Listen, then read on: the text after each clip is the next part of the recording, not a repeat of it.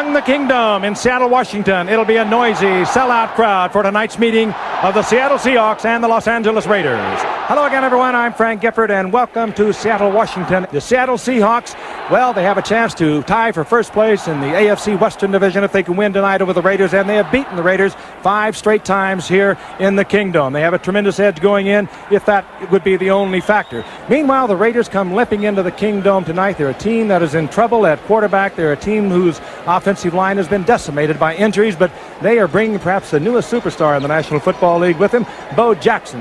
And here we go with Seattle to receive the opening kickoff. Chris Barr to kick off, and Bobby Joe Edmonds and Randall Morris back to receive for Seattle. And this is Edmonds taking it at the 4-yard line. And tripped up at the 15. So Seattle starts deep in its own territory. A former Seahawk, Eddie Anderson, makes the tackle. And here comes Dave Craig, who can look so good or so bad, much like Seattle. Last week he looked terrific against San Diego. His numbers for the season with 13 touchdown passes. And it's Craig with Warner and Williams. And then Turner, the wide out with Largent, and Tice, the tight end. And the offensive line, Mattis, Bailey, Bush, Millard having a great season, and Mike Wilson. A well-balanced team, and they've been steady and solid since the strike outside of the one game against the Jets. 1st and 10 from the 15-yard line, and they begin with John L. Williams taking it out to the 17 for a gain of a couple. It'll be 2nd down and 8. The Raiders, who play a 3-4 with Long, Piquel, and Jones up front, and then the linebackers, Lyndon King on the outside with Millen. They've moved Jerry Robinson inside, and he's playing well there, and Rod Martin, the veteran. And then Washington and an injured Mike Haynes at the corners with Turan and McElroy, who's having a great year at safeties. And at the moment, Sam Seal is playing the cornerback spot in place of Haynes, who's hurt. He has a bad foot and will play probably sparingly tonight. Largent in motion on 2nd down and 8. And Craig going deep and too deep. Intended for Largent, who was covered by Sam Seal. And Seal will be a busy man tonight. Do you believe in coincidence that they go right at Sam Seal? In the first passing situation of the game, Steve Largent in motion, and Seal had to come all the way across the formation. And if you're going to be tested the first passing play of the game, well, that's the way to get coverage and let them know that you're in this ball game. Interesting, too, Dan. They used Largent about 5'11", 6 feet. Daryl Turner is 6'3", and keep in mind that Sammy Seal is about 5'9". He gives away a lot of height to Daryl Turner. We could see Turner working against Seal. 3rd down and 8. Fellows comes in as the extra defensive back for the Raiders. And Craig is protected well and then shoots one out to Butler, but Butler, after a gain of 2, is stopped by McElroy. And so the Raiders are able to keep the Seahawks in check on their first series, and Seattle will be forced to kick 2 minutes into the game.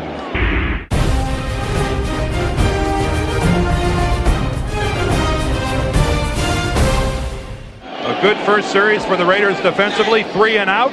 They'll get some good field position, and offensively, they've just got to get some points. Ruben Rodriguez, who's been very erratic, a short kick, but takes a good Seattle bounce, taken by Woods, and he's dropped back at the 35-yard line.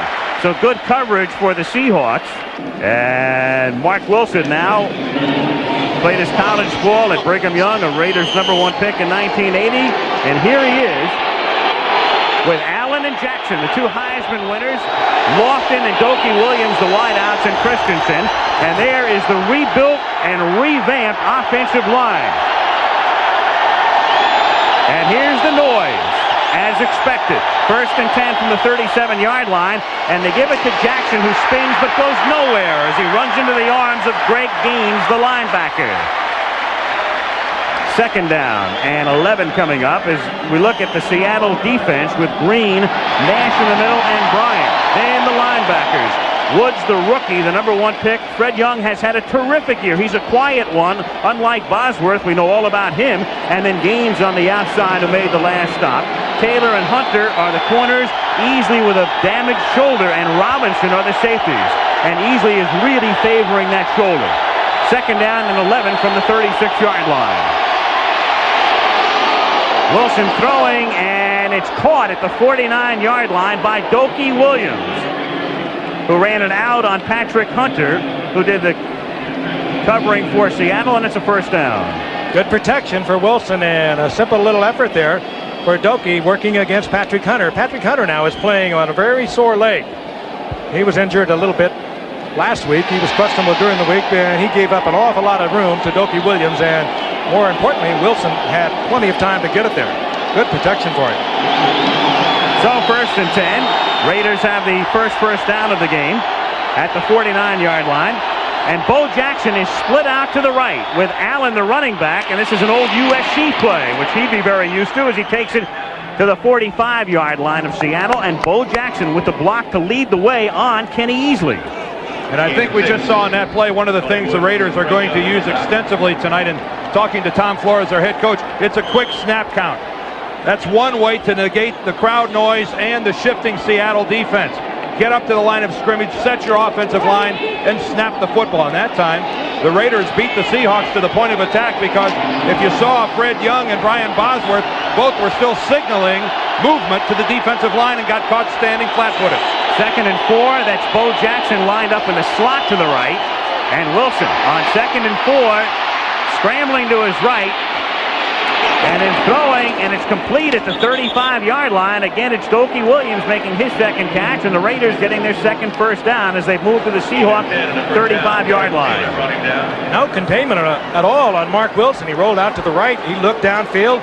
Seconds passed. Still, there was no pressure on Wilson. And finally, Williams uncovered, and also uncovering there was James Lofton deep. With Wilson all the time in the world. Frank, it looked like they were almost daring Mark Wilson to take the ball upfield. They were giving it to him all the way, Seattle was. First and 10. Raiders now with Jackson and Allen in the backfield, and Lofton going in motion from the 35. It's Bo Jackson trying to get a block from Allen, and Allen can't take gains out of the play. There's a fumble, a loose ball. And Fred Young is the man with the ball, and it's a live ball.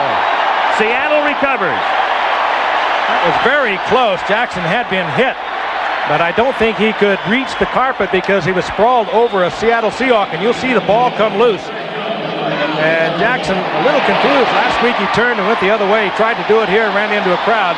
Very strong pursuing defense. It was really his own man who kept him upright. The hit was by Gaines, and the ball came loose. And you saw Jerry Markbright say no whistle, which brings up the point last week with the change in this replay rule. The play stands. Seattle first down. If there had been a whistle, that would have made it a whole other story here. Exactly right. If the whistle would have blown, there would have been no review. Now, we saw the ball coming loose before Bo Jackson got to the ground.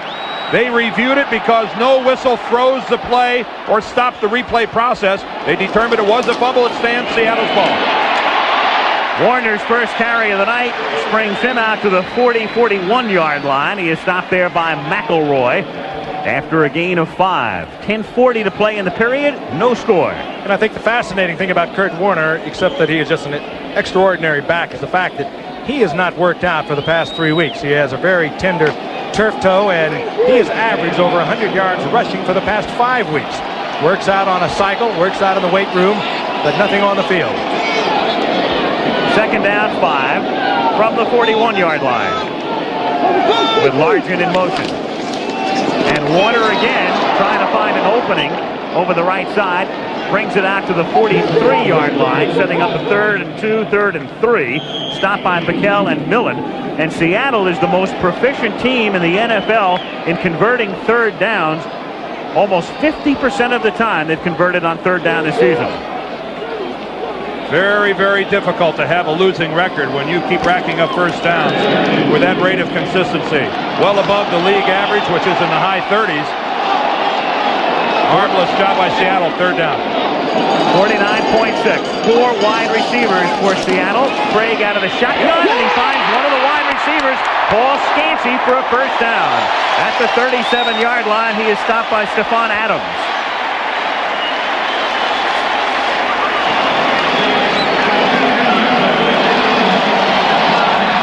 Scansey that time is lined up in the slot to Dave Craig's left. Nothing more than the simple quick slat in pattern. and he gets in there easily, getting behind Stephon Adams, who gave him the inside breakaway, and that's exactly what Scansey was looking for. 4 wide receivers. Scansey was in there, Butler was in there, Turner and Largent. 1st and 10. Seattle trying to cash in on Jackson's fumble at the 39-yard line as Warner is taken down after he reaches the 34-yard line, picking up about 5. It's Pickell and Robinson converging on the tackle. You see the balance, running the ball with a quick slant to Largent, to Scansey, running Kurt Warner inside, and just controlling it. Makes it so difficult to cover the pass if you got to be thinking, these guys can run it on me also. Keep in mind what Frank had said earlier, this guy's banged up, hasn't practiced in 3 weeks, and that turf toe, which is a injury to the big toe, you really have to wonder how effective a running back can be with that type of injury. On 2nd and 4, it's Warner taking it down to about the 30-yard line, and that'll set up a 3rd down and 1. He's with Williams in the backfield, and this time they give it to Williams, and he has the 1st down.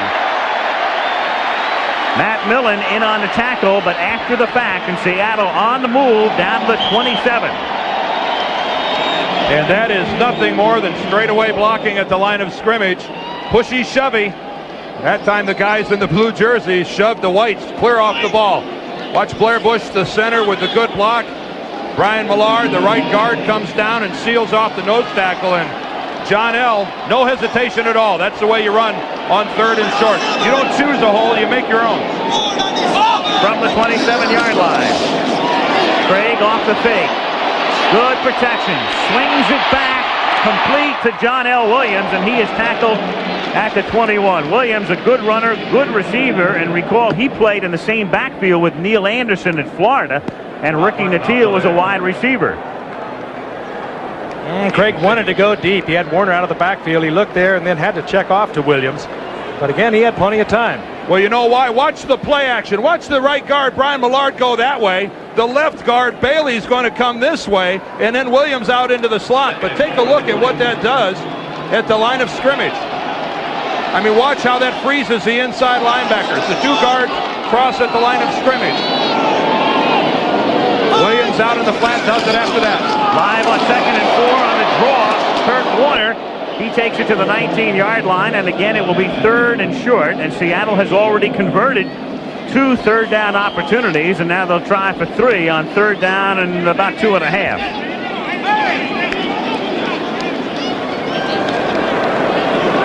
Football at the 19-yard line as the Seahawks on their 2nd possession, driving following a Bo Jackson fumble. 5:48 to play in a scoreless 1st quarter in Seattle. 3rd and 3 at the 19.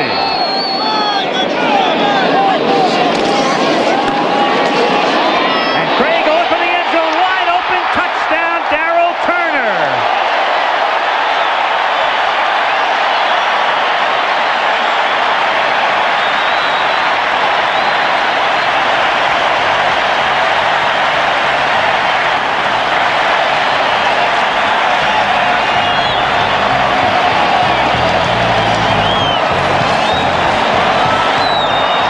Bit of an understatement about wide open. Largent was breaking underneath Turner. Turner just the man who was clearing out for Largent, and totally released, wide open in the end zone. Well, Largent and Turner did a crisscross about 3 or 4 yards past the line of scrimmage. Just totally confused the Raider secondary. Norm Johnson for the extra point. And when Seattle gets down to the end zone, you can count on Turner. He's caught 99 passes in his career, 35 for touchdowns, an incredible percentage. A look up front, that's where it starts. All the time in the world for Dave Craig and Darrell Turner. That's one of the easiest touchdowns he'll get, and what LA didn't want, Seattle out front.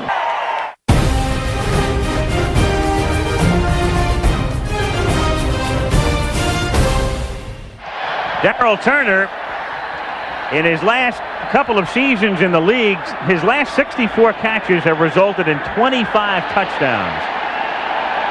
He knows all about that end zone, and he knows all about giving Seattle a 7-0 margin here off a Bo Jackson fumble. So Seattle cashes in on the turnover. Norm Johnson to kick off. Vance Mueller and Dokie Williams back for the Raiders. Williams from the 2. Tripped up at the 23, and a marker goes down. Our first penalty of the game. Brian Bosworth in on the tackle, and Jerry Markwright will assess the penalty against the Raiders.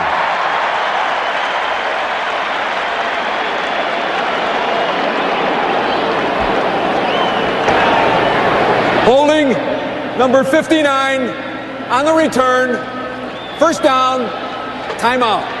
5:24 to play in the first quarter at Seattle, where the crowd always gets noisy when the Seattle defense is out there to try to jam the signals of the opposition. And here they go again with the wave and all.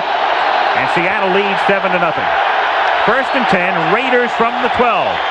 Wilson gives to Jackson on a draw. He breaks a tackle and then gets upended by Young at the 16-yard line. Let's go back and look at the touchdown by Darrell Turner. Watch this sophisticated pattern. Turner's going to go in motion and then go downfield, break back to the outside. Steve Largent is going to cross him and come in underneath, and this totally confuses Ron Fellows and the Raiders secondary. Now Largent makes his break back underneath. Looks like part of the Raiders are playing zone. It looked like Ron Fellows thought that Darrell Turner was going to be picked up by someone else. 2nd and 6 at the 16-yard line.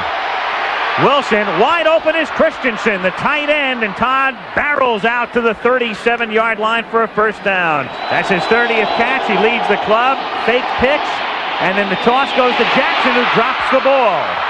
2nd and 10. Interesting combination that the Raiders had out in the flat. They sent Marcus Allen on a fly, and Mark Wilson either was going to read Allen and get it to Allen or come back and get it to Bo Jackson. They covered Allen. He checked off to Jackson. 2nd and 10 at the 37, and again on a delay, it's Marcus Allen, and that play is busted up in the middle by Jeff Bryant, number 77. And now the crowd will become a factor, as from the top of this dome will cascade much noise. It really affects the offensive lineman too, doesn't it, Dan? They can't watch the ball. They have to watch the man across from them. It just changes things for them. Well, you can't hear the quarterback, so you have to try to look at the football out of the corner of your eye. On 3rd and 10, Wilson looking for Williams and hits him for a first down as he gets to the Seattle 46-yard line. He beat Perry Taylor over the middle with Eugene Robinson also helping to cover and in on the stop. But the Raiders are able to convert on 3rd and long. 2:45 to play, first quarter, 7-0 Seattle. 1st and 10 Raiders from the 46-yard line. Wilson gets good protection, goes deep for a Lofton. He's out in front, and touchdown. James Lofton beats Patrick Hunter, and the Raiders answer the Seahawks as they come right back down the field. And did you see that second acceleration when he saw the football was out in front of him, Frank? I mean, a classic shifting of the gears and just stretching out from Hunter. He still got it. He was a world-class long jumper many years ago at Stanford. Still has a great speed. Here he is, runs right by Hunter, and it was beautifully laid in there by Mark Wilson. Chris Barr out of Wilson's hold, kicks it through. And so after Seattle marches down the field, it's Lofton who answers for the Raiders. We're tied 7-7 with 2:33 to play in the first quarter. As Edmonds runs the kickoff back and is tackled out at the 17-yard line. So 2:25 remaining in the first quarter at the Kingdome, where Seattle and the Raiders are tied 7-7.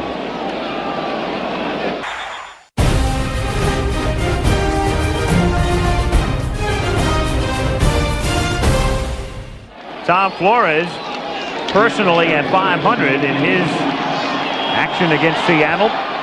And the Raiders lifetime trail Seattle 10-9. As it's Kurt Warner taking it out to the 23-yard line. Seattle, one of only 2 teams with a regular season edge over the Raiders in the history of the Raider franchise. The other would be the New England Patriots.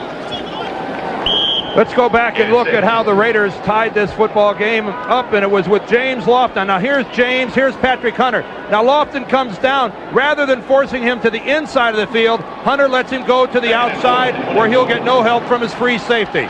A key move, because when you give James Lofton the outside of the field, you better be able to run with him.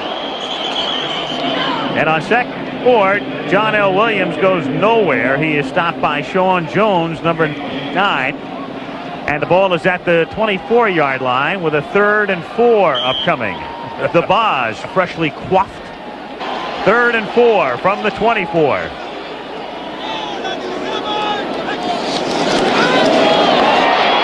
Craig unloading, intended for John L. Williams, but he was covered by Martin, and Stacy Turan forced the issue with a safety blitz.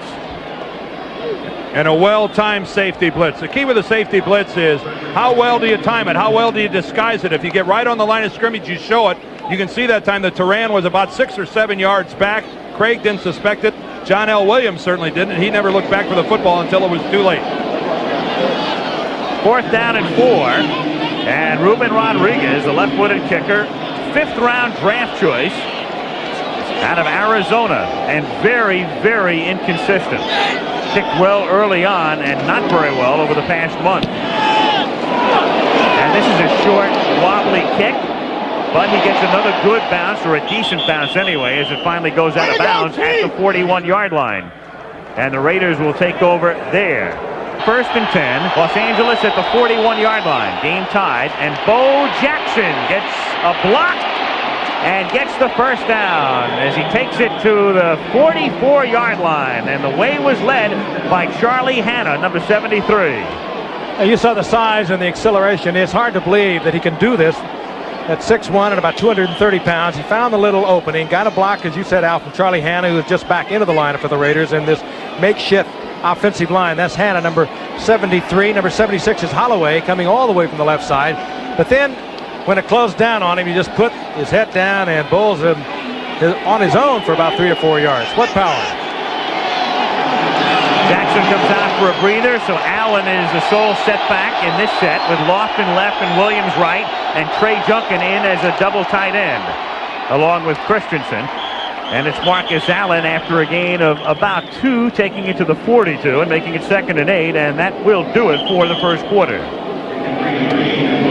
So 15 minutes gone at the Kingdome, and at the end of the first quarter, it's the Raiders 7 and Seattle 7.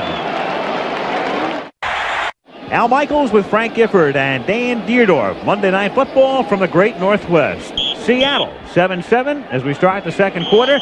Raiders have the ball at the Seattle 42-yard line. 2nd down and 8 with Bo Jackson and Marcus Allen. Both in. Wilson the quarterback. Lofton left and Doki Williams to the right. Williams in motion. And Bo Jackson follows Allen and bangs his way down to the 30-yard line for another Raider 1st down, and Marcus Allen laid down the block, taking Eugene Robinson out. I looked at Dan looked at me and said, hey, this guy is different. I don't know. It might be better to get blocked than have to try to tackle this guy. Look at Marcus Allen. That's the kind of work you have to do, but that's Kenny Easley, one of the hardest hitters in the league at strong safety, number 45, that just bounced off of Bo Jackson. Granted, he's playing with a bad shoulder, tackles with the wrong shoulder, but that's a good way to get another bad shoulder. From the 30-yard line, it's Jackson. And it takes about 4 of them to get him down at the 28-yard line. 2nd down and 8 from the 28-yard line, and the catch is made by Todd Christensen. A 1st down at the 18, his 2nd catch. The Raiders' offensive line, a makeshift offensive line, has been that way all year long because of injuries. They have started their 11th different offensive line tonight, but they are doing a fine job protecting for Mark Wilson. The Seahawks are doing a lot of dealing up there, trying to confuse them, and it's very difficult to learn to block offensively against the pass, Dan, unless you've had an opportunity to work together for a period of time. It is the key more than anything else, Frank, playing on the offensive line. Getting some continuity. 11 lines in 11 games. That's not the way to do it. This is Marcus Allen taking it to the 14, and that time it was Steve Smith, a rookie out of Penn State, in at fullback as Jackson came to the bench. Brian Bosworth in on the stop. Now just think about what Marcus Allen is being asked to do this season. He played fullback the previous play. That time switches back to tailback, and Bo Jackson goes out. As we look at Steve Smith, who came in to play that play at fullback, but Marcus Allen is having to change roles play by play, from blocker to runner to receiver. There aren't many superstars in the game that are that unselfish. Oh, the tackler, as he's bringing down Marcus Allen right into the back of the legs of Steve Smith, and He's on the Raider bench. We'll give you a report as soon as one becomes available. 2nd down and 7, and for the first time now, Wilson comes up and can't hear the signals. And Wilson, knowing what he's going to get on 2nd and 7 at the 14. Jackson goes in motion for the first time. Wilson protected well, wide open is Jackson for the touchdown. Bo in motion, goes to the corner of the end zone. Fred Young that time blitzed. He was picked up by Marcus Wilson. That enabled Marcus Allen, and it enables Mark Wilson to hit Jackson for the touchdown. Full-blown defense. There's no question about it. Somebody should have come off the blitz to pick him up. No one even near him. Well, that's because one of the Seahawks defenders fell down on the play. We'll take a look at this from another angle, but the guy who's supposed to be covering Bo Jackson on the play ends up on the ground. Let's see if we can spot it from this angle. But when Bo makes his break to the end zone, and I don't think we're going to see it there, one of the Seahawk defenders ends up on the ground, and that's why number 34 is wide open. Barr with Wilson holding, boots it through, and so the Raiders, who had fallen behind early, have come back with back-to-back touchdowns on successive drives and lead 14-7. This is Bo Jackson just down, but watch this guy right here. When he makes his break, down he goes onto the ground. Jackson in motion. He makes his cut to the inside and to the ground. And I think that's Kenny Easley who gets back up. Yes, it is. Kenny Easley fell. That's why Bo Jackson gives the Raiders the lead on an easy touchdown.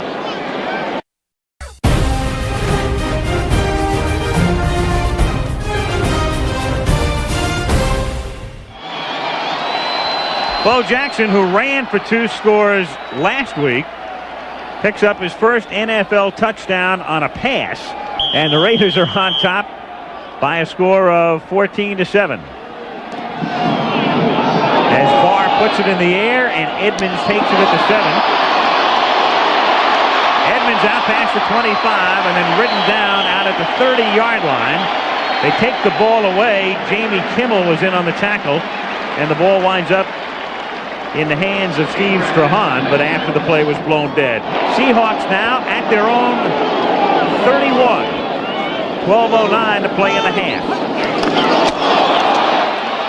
And Craig gets dropped at the 25. There's no flag. Jerry Robinson comes charging through. And the Raiders came flying across the line.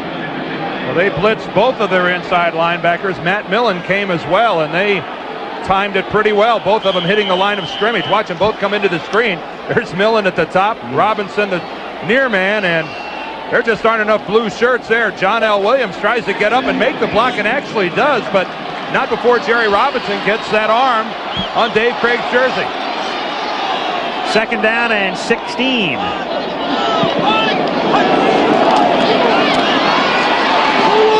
And it's Largent, and the streak is now 148, who makes the catch out at the 30-yard line. Steve Largent picking up about 4, and that extends his streak, which he broke last year. He broke Harold Carmichael's record. He now has caught a pass in 148 straight. Simple little pattern. Just keep in mind, nobody works harder than Largent. You saw him do the little breakout, break it back, give you the angle, but nobody works harder than he does in practice. He's probably done that particular little execution with Craig maybe 1,000 times, maybe 2,000 times. He just gets it down to perfection. 3rd down and 11 out of the shotgun with 4 wide receivers. Craig stepping up and stepping out and stepping out of bounds out at the 32-yard line, but the Raiders secondary did their job, and Seattle will have to kick. Good coverage by the Raiders. Now Ruben Rodriguez to kick, and that's Chris Woods. Back to receive. Teammate of Bo Jackson's. Yeah. Went to Canada. And now playing with the Raiders, and Rodriguez, 2 pretty ugly punts, but not bad in terms of numbers, 42 and 35, because he's gotten some good bounces. Last week he had a 2-yarder. He had it down himself. This one's a wobbly average kick, and Woods falls down, and it will turn out to be a beauty on the stat sheet, because it will be downed at the 5-yard line. That's a 30-yard mistake by Woods. And it turns a 33-yard punt into a 63-yard punt.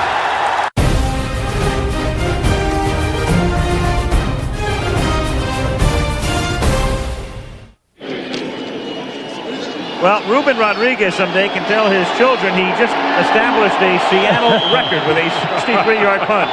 My son, you should have seen that kick. On the heels of me talking about his 2-yarder last week. I hope he doesn't have a video of it to show his son. Herman Weaver held the old mark at 62, and he did it twice. First down, L.A. from the 5, and Wilson going right up top and going deep for Lofton, and Lofton is out of bounds. Out of bounds, covered by Terry Taylor.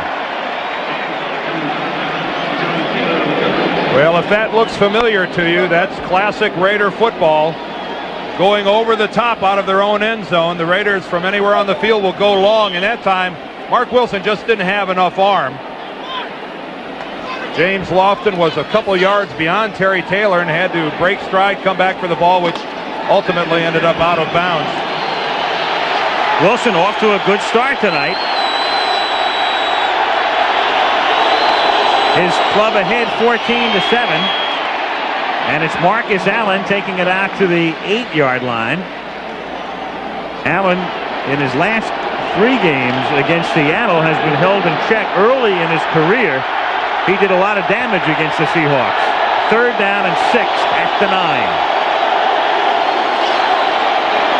And Bo Jackson to the 20 and out in front, and only one man to beat, and Easley can't run him down. He had the angle, but there goes Bo, and nobody catches Bo. Touchdown.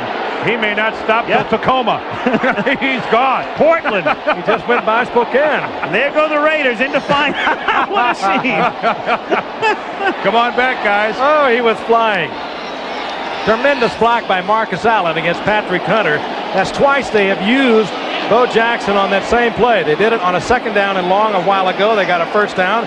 They come back now and go 3rd and about 6.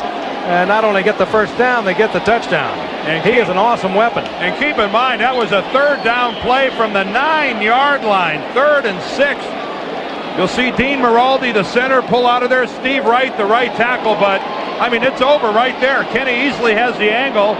And it's like little kids chasing a grown man. It's the longest run in Raider history. Kenny King won 89 yards in 1980. And it's almost unfair the way Bo Jackson has looked the last couple of weeks. And the Raiders may be going through a 7-game losing streak at the moment. But Mr. Bo Jackson is in the silver and black. And what a difference that's going to make. Heard so much about how long football abilities. We look at it again. He was also in the semifinals of the NCAA 60-meter championship.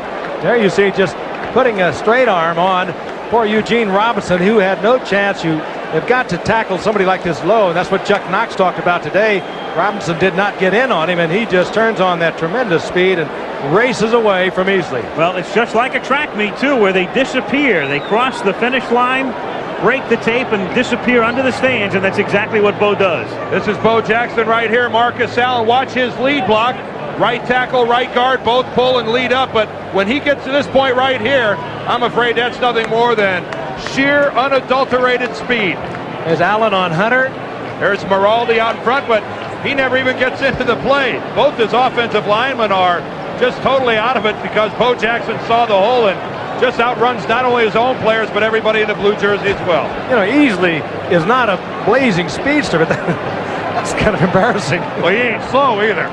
Yep. The fastest man on the Raider team, and just stop and think what I'm saying. That's a team that has James Lofton, a world-class sprinter, and Bo Jackson easily the fastest. Edmonds takes Barr's kick at the 5 and brings it back out to the 29-yard line, stopped by Andy Parker with 9:33 to go in the first half, and this crowd suddenly very quiet, stunned, and I think very much in awe at the moment, as is Chuck Knox. You look back over what's transpired. You got the touchdown pass, even though Easley slipped on that by Bo Jackson. You got a key 1st down on a 2nd and long yardage by Bo Jackson. They kept that drive alive, and now you have Jackson just doing it almost on his own. taking it all the way. He is responsible for all 21 of those points. Do something. 1st and 10 at the 29-yard line. And it's knocked down. Largent was the intended receiver, and knocking it down and almost picking it off was Stacy Turan. The Raiders falling back into a zone, expecting pressure up front. Howie Long, a man who has almost been forgotten because of this situation. Every time that man rushes the quarterback, there are 2 men on him. There's Largent trying to find the seam in the zone, and Turan with a nice play from the inside, got both hands on the football but just couldn't pull it in. Largent was in the right spot. Turan just played it very well. 2nd and 10, Seattle at the 29. Raiders ahead 21-7. Craig pressured. Throws complete out to the 32-yard line. Catch made there by the tight end Tice. And it will be 3rd down coming up. 3rd down and about 6. And the Seattle defensive people, their defensive coordinator Tom Catlin, Chuck Knox and all, they're desperately wanting their offensive team here to give them a little break. Pick up a couple first downs, at least get 2 first downs before you have to punt the football away. Granted, they're really looking for points, but they've got to convert this 3rd down or all the momentum in the world is riding with LA. 3rd down and call it 7 to go out of the shotgun. 3rd and 7. And a first down as Scansey makes the catch. Scansey got inside James Davis, the 6th defensive back for the Raiders. And Scansey able to get position on him, take the pass, and pick up the first down at the 45-yard line. Seahawks at their own 45-yard line. Fake to Williams. Blitz is on. Sack. A fumble. Loose ball at the 30-yard line as Mark Wright takes a look. And Seattle is able to maintain possession back at the 30 after a 15-yard loss. And Kurt Warner was the only Seahawk that had a shot at that ball. A couple of different Raiders had a play on the football. Both outside linebackers coming. Lyndon King, the former Charger. Rod Martin coming from his right side, and really nowhere for Craig to go. There comes King on the right, and here comes Rod Martin. And it was Lyndon King who got the hand in there to pull the ball loose. And if Kurt Warner doesn't pull that up, you see nothing but white jerseys there. That could have easily been a Raider touchdown. 2nd down, 24 from the 31-yard line. Craig pressured again and sacked at the 22-yard line. That's going to be a fumble. That's loose. And the Raiders have it. The Raiders have it. Greg Townsend with the pop. Sean Jones with the recovery. Raiders fired up defensively by the play of Bo Jackson as well. You've just seen the momentum gradually change until it swung all the way to the Raiders, and a great play by Greg Townsend. Well, there's a limit to how long the quarterback can hold on to the football.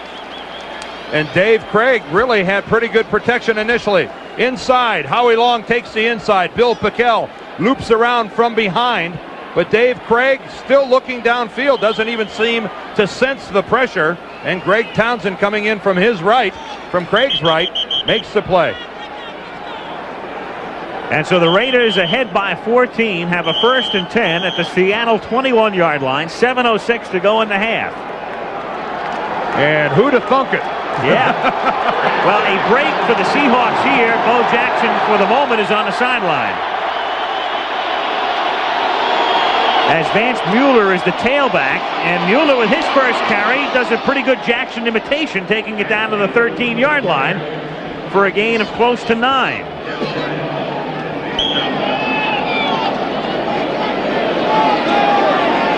Bosworth getting buffeted around a bit there. Coming off the line of scrimmage.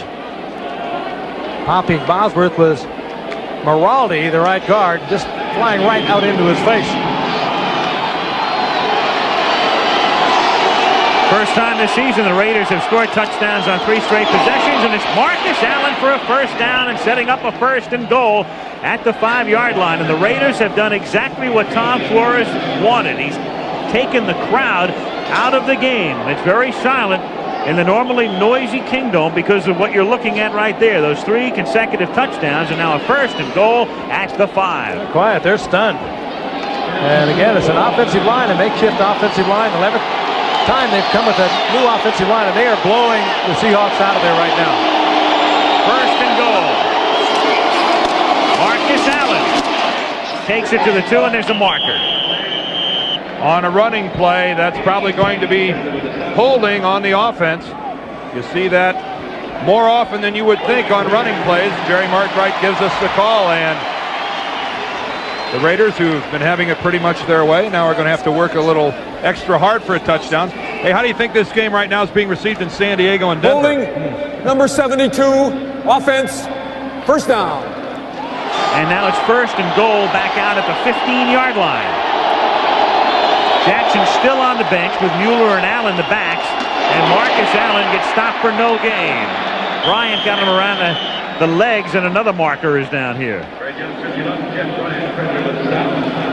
This game, of course, being received very well in San Diego and Denver at this point. Here's Markwright again, another holding call against the Raiders. If the Raiders win this game, San Diego stays alone on top, and Seattle would drop behind Denver. Number 77, offense, first down. The just activated Chris Ream. He just came into the lineup for Charlie Hanna, who had to go out. Charlie Hanna re-injured. He's over the sidelines. They're looking at him, and it is Chris Ream now. And once again, the Raiders have to make an adjustment in their offensive line. So first and goal now out at the 25-yard line. Lofton left and Williams to the right. And Mueller goes in motion. Toss to Marcus Allen, and he gets bottled up at the 23-yard line. It'll be second down and goal. The run by Bo Jackson of 91 yards is the longest run in the National Football League since Tony Dorsett went 99 on a Monday night for an NFL record. January of '83, the tail end of the '82 season. And it's the longest run since that night. That was against Minnesota, wasn't it? You know, in this long yardage situation here, I might ask Bo Jackson if he felt like playing a couple plays. Second down, goal. Screen to Allen inside the 20. Marcus inside the 10, and he takes it down to the 6-yard line. It'll be third down and goal. And Marcus Allen has just caught a pass in his 64th consecutive game, as you see, a Raiders record. Good call, long yardage. Pump fake it downfield. Allen set up like he's going to block, slips out, gets a couple of blockers out in front of him, and the Seahawk defense all dispersed downfield, and Allen takes it down inside the 10, close to the 6-yard line. Third down goal, 4 minutes to play in the half. 21-7, Raiders.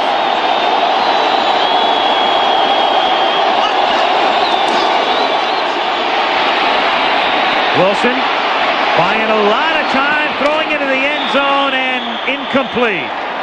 Good coverage. Todd Christensen couldn't hang on. Robinson was there, and Gaines as well, number 56. Well, you have to wonder how Mark Wilson has that much time. It's not even play action faking or anything up front. He just drifted back, rolled to his left, and had a good 7 or 8 seconds. Boy, do you have to pass along some credit to the Seahawks secondary for staying with their people for that length of time. So now Barr to attempt the field goal. Wilson holding at the 13-yard line. 23-yard attempt.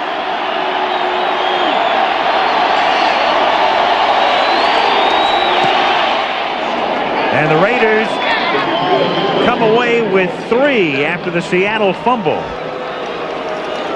Over the last 3 years, Barr is now 21 of 21 inside 30 yards. And that was an automatic for him. And the Raiders, with 3:42 to go in the first half, lead Seattle 24-7.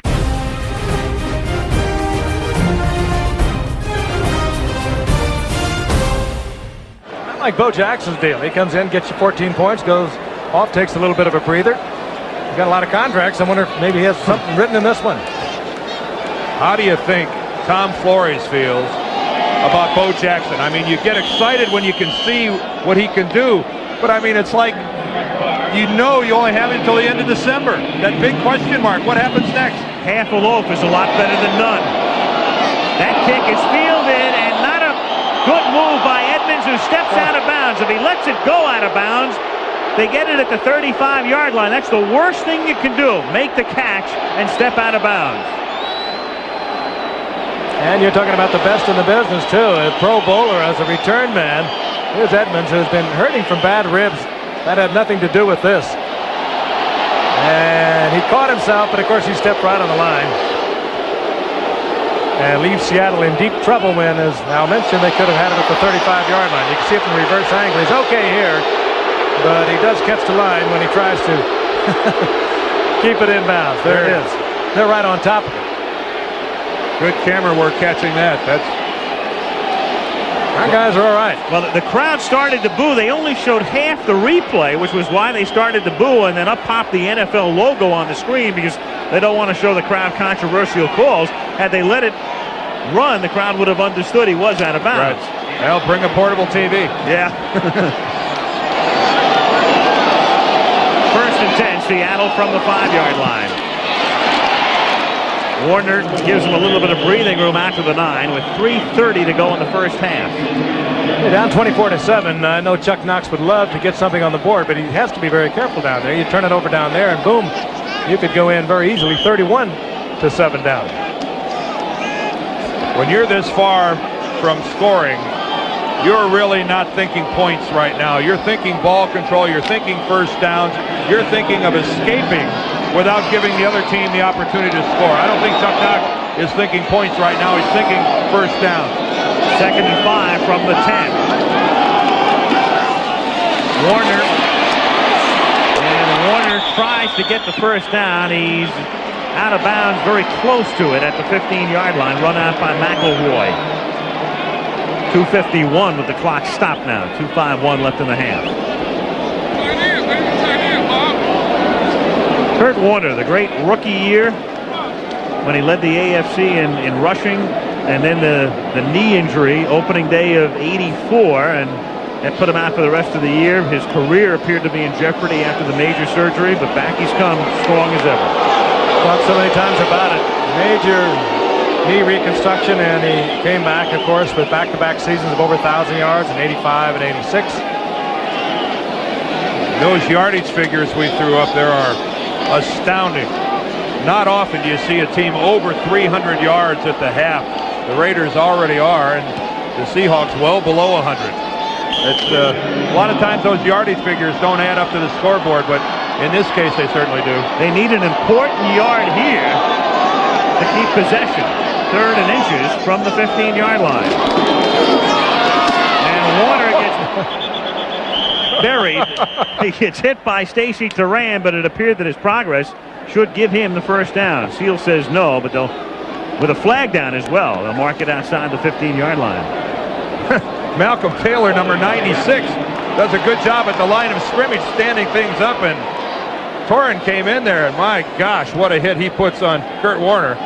Meanwhile, the penalty is against the Raiders, or against Seattle rather, but the Raiders want to see whether it's a first down or not. If it's a first down, they'll take the penalty. Holding number 59, offense, 3rd down. It would have been a first down, so it's Blair, Bush, and that'll push him back. Watch Stacy Turan come in on this play. This short yardage only going for 6 inches. He'll come in from the lower right of our screen. See him drop back off of the ball. Now he reads it in the hole. Face to face.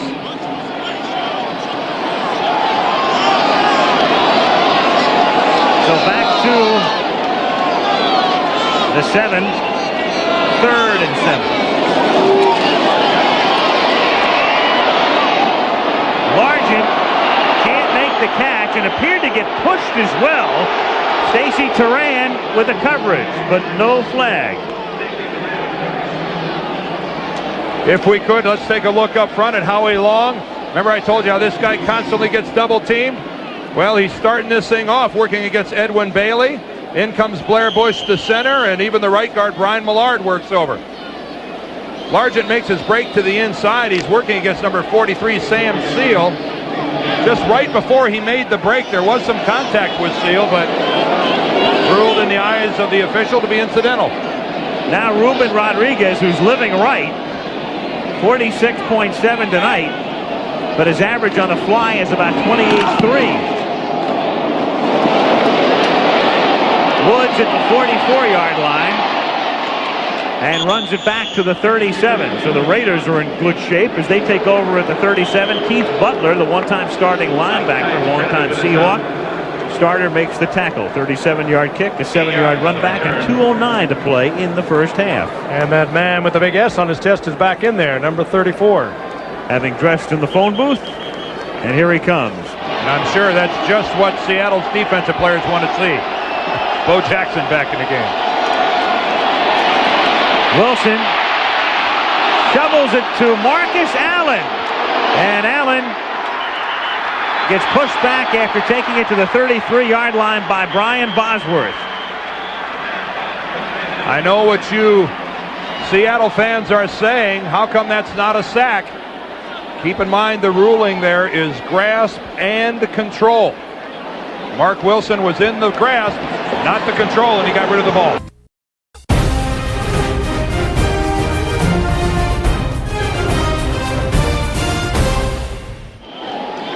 Tom Flores watching his team on top by 17. Flores winning the Super Bowl twice as a coach. And watching his team tonight attempting to snap a 7-game losing streak. Bo Jackson split out as a receiver to the near side here. And it's Allen on 2nd down and 7 to the 29-yard line, where it will be 3rd down and 2 coming up. As the clock runs down, the Raiders have all of their timeouts remaining. 3rd and 2. Williams in motion. And Wilson hits Allen, but he gets buried at the 29-yard line by Fred Young. And Barr will lead the field goal unit out.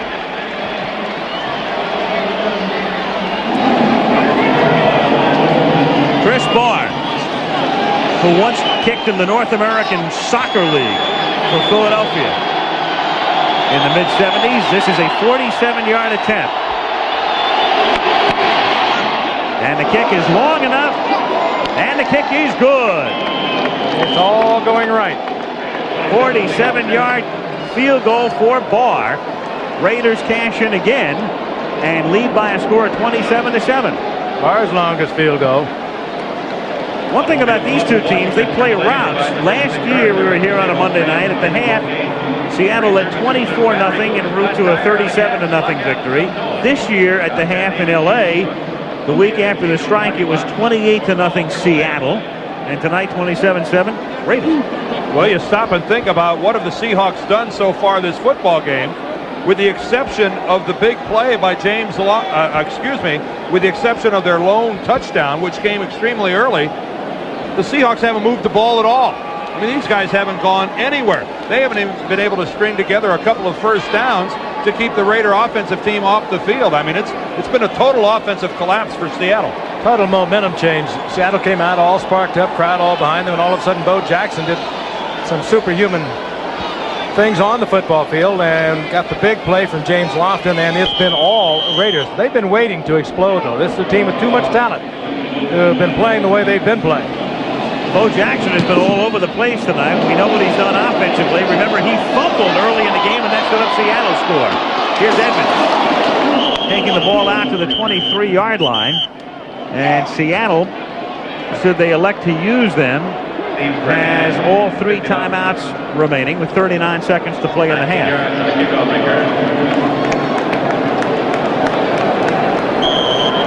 Raiders scoring on 5 of their last 6 possessions. Touchdown, touchdown, touchdown, field goal, field goal.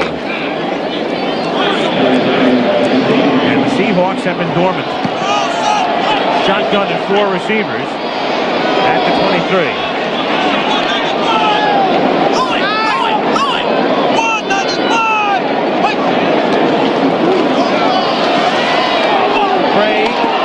Scansey drops it at the 36-yard line. Scansey was stunned, I think, when James Davis didn't get a hand on it. He thought Davis was going to deflect it, and it almost knocked Scansey down. A little embarrassing. There is James Davis. Good position right in front of him. He just missed it. Could have even thought about intercepting it. Scansey said, well, what is this, baby? Put the strings up, I might get it. A no-no for a receiver, though, rather than looking at Davis. Look at all the way in your hands. Your concentration's on the football. 2nd and 10 from the 23.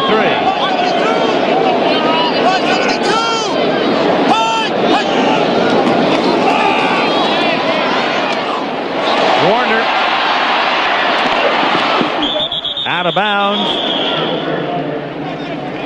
Stephon Adams gets credit for the tackle with 28 seconds to play in the half. And it'll be 3rd down and let's call it 3 at the 30-yard line. The Kingdom, normally so noisy, and right now pretty silent. As Bo Jackson and his mates have put on the whole show for the first half. 27-7 Los Angeles.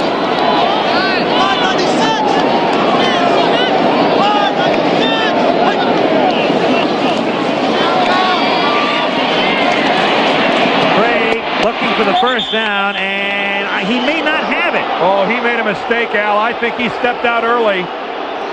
It appears that's where they're going to mark it. He's looking for the red stripe along the sidelines, the marker there. And it depends on the spot, obviously. Well, you can't go just by that marker because the chains are on this side of the field. Let's see what happens, folks. That's not the official first down marker, as Dan said. They'll bring the chains in and measure this one. Did he get it? Apparently they're giving it to him. Yeah, they are. A first down. Actually, those chains are on the other side of the field. Recognize that man? Jim Plunkett.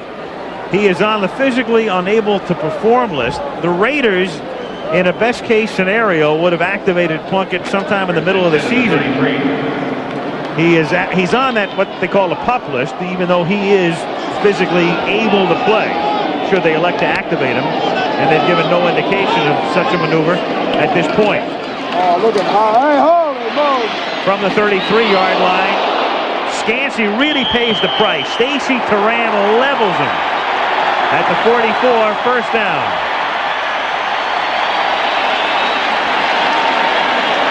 Don't do anything to Howie Long. They've been double teaming him all night. Watch the bottom of your screen now. Working against Mattis. And almost takes his wardrobe off. Well, Howie brings a lot of that upon himself because of that underarm. Watch the rip. You see that left arm go up underneath there? That's really not so much the offensive lineman holding him as Howie putting himself in that position by using that rip technique. Stacy Turan is really hammering body. You saw that shot against Scansey. That was Turan that came in before. Remember, on the short yardage, he got called back and hit Kurt Warner right in the face. But, boy, this time he just levels Scansey. Let's take another look at this one from behind all the time in the world. And, hey, Paul Scansey shows a little something popping up from that thing like it was just a walk in the park. That's a major league stroke. He couldn't have fumbled if he wanted to. Seattle, after taking a timeout, 11 seconds remain. 4 receivers, and Craig out of the shotgun from the 44-yard line. For Largent, and he does not get out of bounds. He doesn't get out of bounds, and the clock keeps going, and Largent takes a timeout with 1 second. One play. Boy, I can't agree with that call. I don't agree with that either. How does the official say that he's still in bounds? Everyone now complaining. No question he was out of bounds. Great toss to get it to him. First of all, Largent knowing exactly what he had to do. He had to get it out of bounds, and there he is, driven out of bounds. Oh, that's a terrible call by the official. I mean, I know the intent, but still, even though the contact is initiated in the field of play, in one continuous motion, Steve Largent is out of bounds. But how smart is Largent, though? Because Largent realized he kept the clock going and he got up. And in reality now, they'll only put, if they want to overrule this and on the replay, they'll only put a couple of extra seconds back on the clock, so there'll still only be time for 1 play. The clock back to 3 seconds. All right, so 3 seconds on the clock. They agree on the replay that he was out of bounds. It really doesn't matter the way it turns out. They're going to get 1 play anyway. But how smart is Largent to understand what was happening there within 2 seconds and take the time out. He knew exactly what he had to do. He's such a heady football player. First of all, there's no question that he was out of bounds, but you're right, he kept his cool, knew he had to stop the clock, and he did it. And got the Seahawks in a position where they could put 3 on the board. Norm Johnson, who can kick them from more than 50, especially indoors, a 54-yard attempt from the 44-yard line.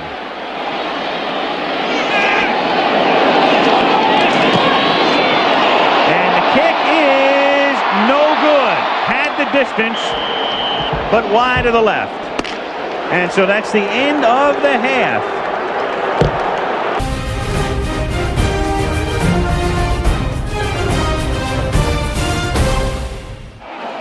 The Kingdome in Seattle, Washington, where at the half it's 27-7 Raiders, and the Seahawks to kick off to the Raiders as we start the third quarter. Norm Johnson comes forward, and the second half gets underway with a kick that's taken at the 3-yard line by Mueller. Up past the 20, and Vance, out of Occidental, comes to the 25-yard line. Bo Jackson back in the lineup as we start the third period at the 25-yard line. Tremendous pass for Jackson. Not bad. On first down, they give it to Marcus Allen out to the 30-yard line. You know, the funny thing is, with Heisman Trophy winners, we talked about Herschel Walker coming to Dallas and Dorsett, but that's a whole other story. There's Tony pretty much nearing the end of his career, Herschel coming into his prime.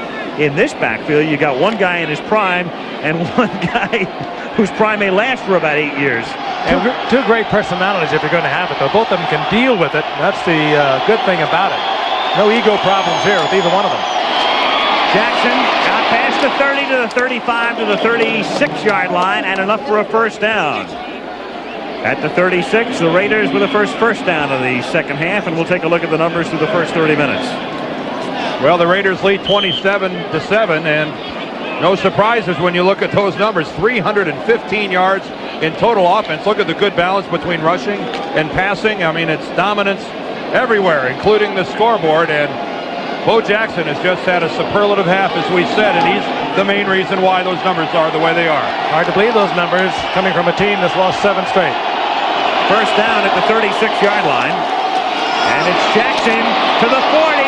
Look out. Bo into Seattle territory inside the 40 and down to the 22-yard line. And every time he gets the ball, there's going to be that sense of anticipation. I think they're going to have to put a handicap on him some way. There's like a thoroughbred. Put some about 18 pounds on him or something. Well, look at the change of direction. I mean, here's a guy that just totally reverses his field. Now, the whole right side of the line was collapsed. That's why he had that room. If it wasn't for the good angle by Eugene Robinson, Bo would have just continued right down the sidelines. Give Robinson some credit. He recovered from his free safety position and cut Jackson off, or else he's gone on that one as well. A lot of backs would have got 3 or 4 out of that 5, but not 25 or 30. First down from the 22, draw play. It's Mueller inside the 20 and bumped out of bounds close to a first down. Run out by Hunter and Robinson. And the Raiders on the move again. What if Jackson does to your offense, he really just changes it all around. You don't have to think pass at third down, 3 or 4. And the Raiders didn't in the first half. If you were with us on a second down and 7, a third down and 6 on key situations, they did not go with the pass. They gave it to Bo Jackson, and he got the first down, and on one occasion got the long touchdown. I wish I was as good at some of my hobbies as he is at his. From the 11, it's Marcus Allen. Stopped at the 9-yard line. Hit first by Fred Young. I'd win the U.S. Open Golf Championship if I was as good at my hobby as he is at this. How about the one thing we haven't touched on, what Al Davis pulled off? Because as you all know, or most of you do anyway, he was drafted #1 by Tampa Bay, was Bo, opted to play baseball, said don't talk to me about football, I'm a baseball player.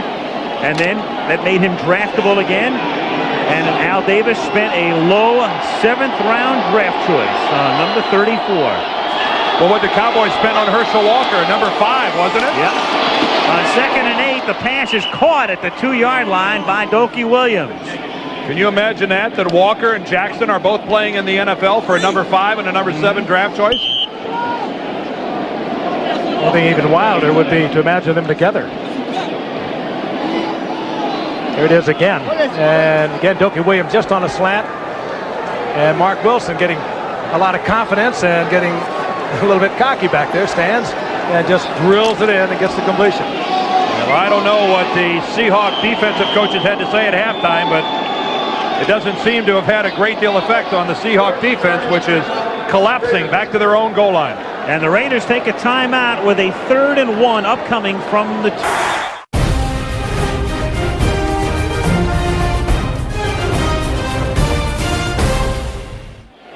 Bo Jackson rushing and receiving tonight. 185. And all of the Seahawks at 118. And he just got here. And if you're in Seattle, you can't wait till he leaves. 3rd and 1 from the 2. Here's Bo. And here goes Bo for the touchdown. He and Bosworth one-on-one, and Jackson just shoves him into the end zone. I suggested a handicap of 18. How about 20 pounds? That's the matchup you like to see. If you're Seattle, Bo Jackson with the ball, Brian Bosworth. Here's Bo Jackson. He's going to go here. Here's Brian Bosworth. They're going to meet on the 2-yard line and end up in the end zone. Watch the Boz. He plays it perfectly. Flows to the football. Meets Bo Jackson at the 2. Sorry. 220 beats 240. Easily. Yeah, that's kind of awesome. Barr kicks it through. Bosworth looking out there. Did you get the number of that truck? Look at it again in isolation, and it's even more remarkable because Bosworth has it Dan exactly where he wants to be at this point. Oh, he's in perfect position. The shoulders are square. The back dips. He drives into him and gets driven back into the end zone himself. At first glance, if you just look at average, you're saying that's a pretty good night for a receiver. That's on the ground. Marcus and Bo. Marcus acting like a press agent. 17-yard rushing average tonight. Edmonds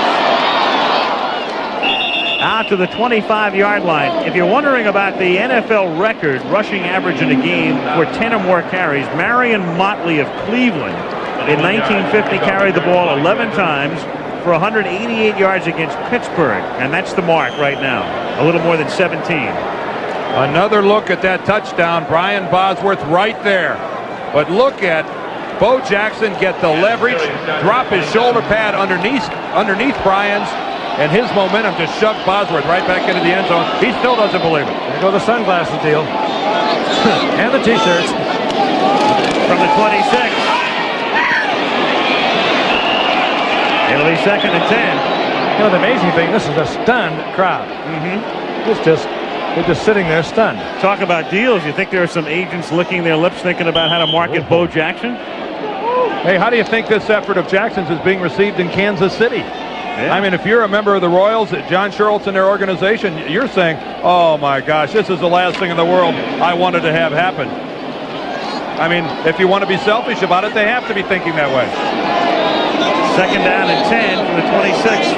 Bo's a different kind of guy, though. From the 26-yard line. It's caught by Tice, and he has a 1st down out to the 39-yard line. You know, the funny thing about Jackson, Bo, he likes to surprise people. He likes to fool people. Remember when he first signed with the Royals, he said, Bo does what Bo wants. He loves to refer to himself in the 3rd person. He likes to surprise folks. But to me, this is a personal observation. Next year with the Kansas City Royals, if he starts the season the way he ended it, he's going to wind up on the bench in baseball. And that may make a big difference in determining what he wants to do in the future. Warner out to the 40-yard line. It'll be 2nd down and 9. And there goes Jones and Ron Mattis. Well, Sean Jones a little upset that Ron Mattis came in at the end of that play. Mattis looking for his hat. Keep that on at all costs. Well, I don't think Mattis gave it up on his own. I don't think he had a whole lot to say so about losing it. He's strapping it on as he gets set here on 2nd down and 9 from the 40-yard line.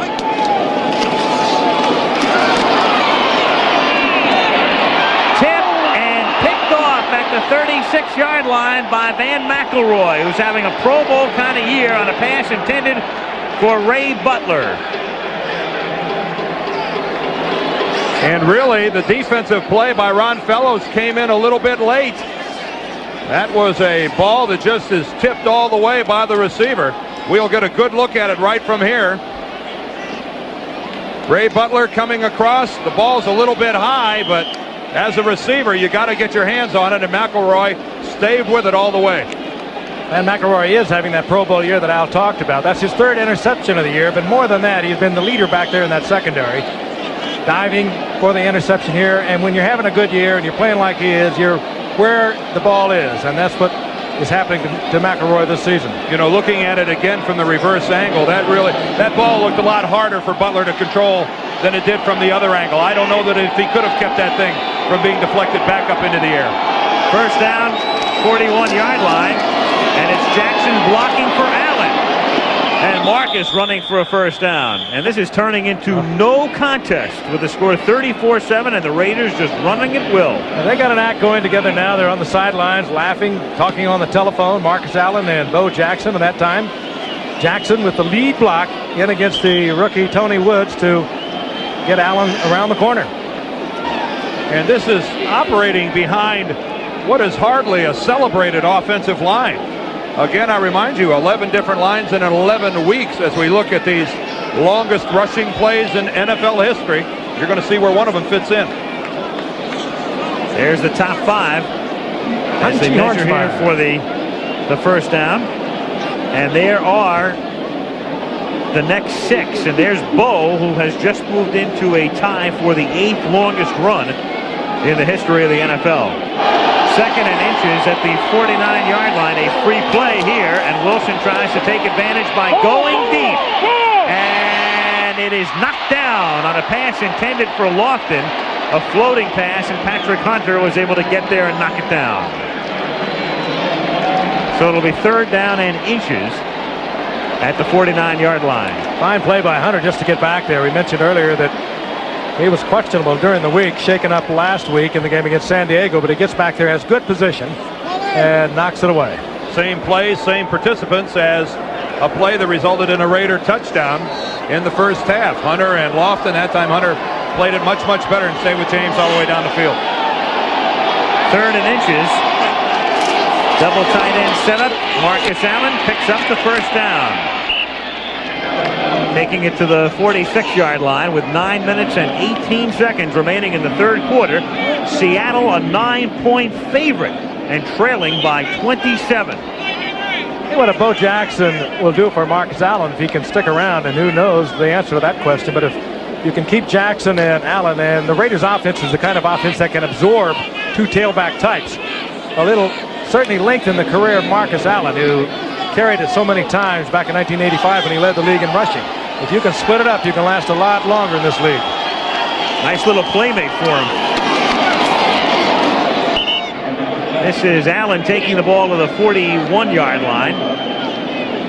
And again, Marcus, a quarterback and a defensive back in high school. We touched on it before. Blocking back for a while for Charles White at SC, then himself a tailback at Southern Cal onto the Heisman. You wonder if there are any 2 individuals on a football team that operate closer together than the 2 backs in a backfield. They rely upon each other. They're, in many instances, soulmates. And you really wonder what role Marcus Allen will play in trying to convince Bo Jackson to stay with the Raiders. On 1st and 10. And he runs out of bounds at the 36-yard line.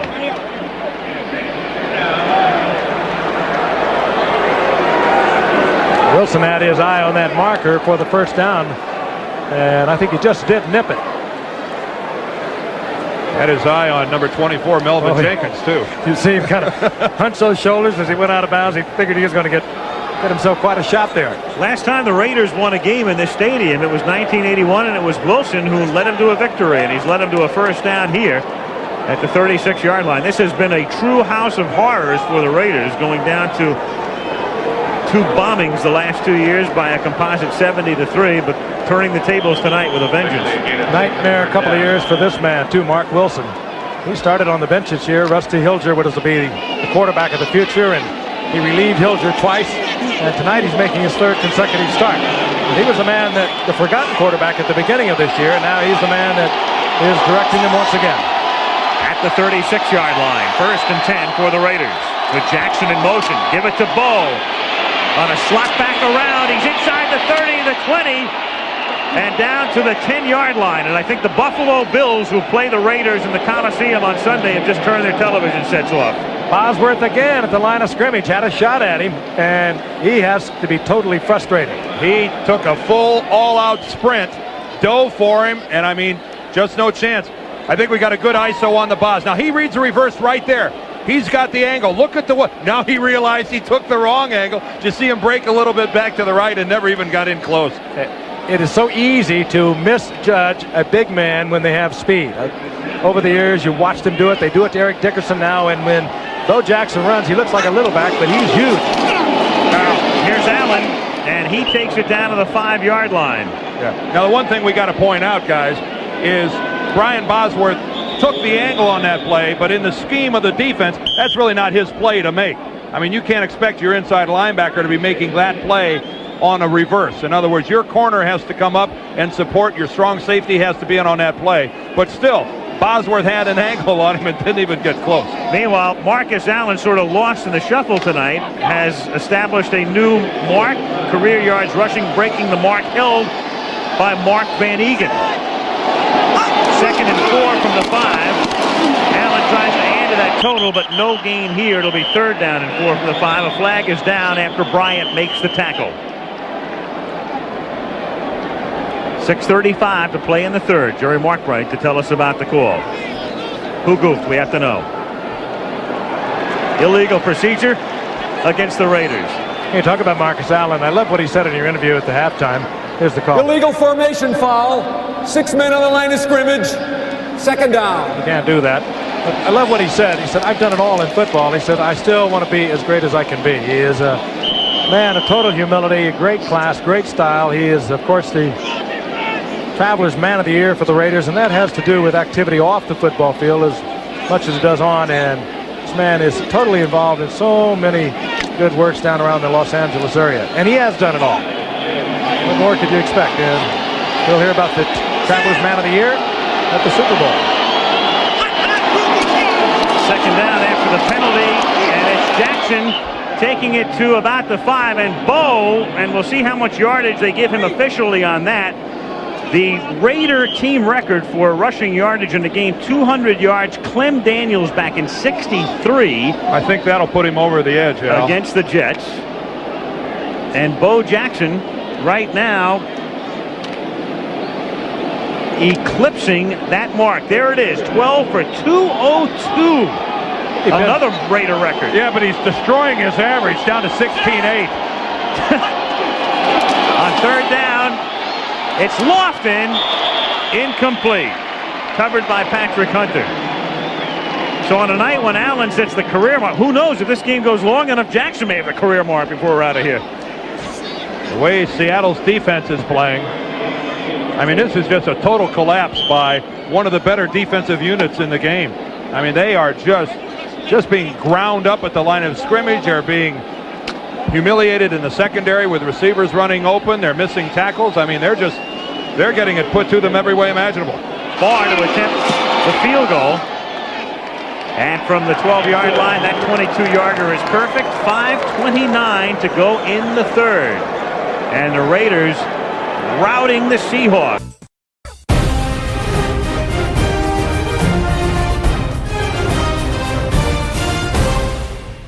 The Kingdom has never been quieter.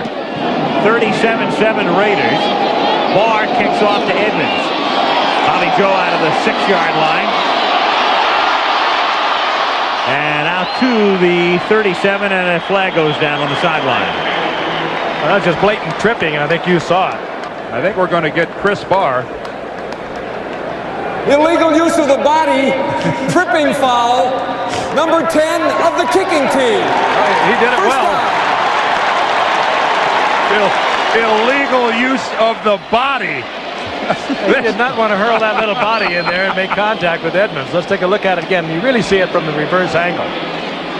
There he is, Chris Barr, number 10. Whoa. Gets his kicks in. I've just never heard it described as illegal use of the body. Leave it to Mark Wright. I love the way he phrases things. Scancy. Inside the 40 down to the 39-yard line. Scancy is going to need a hot tub tonight. He has been hammered all over this football field. He took a tremendous shot earlier from Stacy Turan. A couple of shots from Turan, and he just really got bombed on that one. Scancy making that catch. By the way, lost in the shuffle at the end of the first half. Steve Largent making that catch with 3 seconds to go in the half, and he moved past Don Maynard on that catch, and now trails only Charlie Joyner in career yardage. There's going to be a lot lost in the Bo Jackson shuffle tonight. You bet. Incomplete. Marker down. Penalty coming up. Intended for Turner, and Sam Seal gets whistled. Pass interference. Number 43, defense. Automatic first down. Shotgun from the 36 after the automatic first down. Here comes the blitz. Turan hits Craig as he lofts it. Incomplete. And Turan really busting that play up to make it 2nd down and 10. Turan is a big blitz man for the Raiders. Pickup number 30. Timing it out with the count. Spins off the attempted block on the part of Williams and right into the face of Craig before he can find a receiver downfield. Turan's tough, big, strong. 6'2", 200 pounds. And they're using a lot on that blitz. 4:26 to play, 3rd period, 2nd down and 10. Raiders lead 37-7. Warner, good night. Howie Long. Can you believe this team has lost 7 in a row? Howie Long just lined up on the inside at his defensive tackle position. This is Howie right here. It doesn't get any more basic than that, just shooting the gap. You see Brian Millard, the right guard, pulling, and what's happening there is Mike Wilson, the right tackle, trying to down block on Howie Long. But when a defensive lineman has that great first step, that explosion upfield as a tackle, you don't even get a shot on him, as we saw there. 4 wide receivers and 3rd down, long yardage. 3rd and 18 from the 44.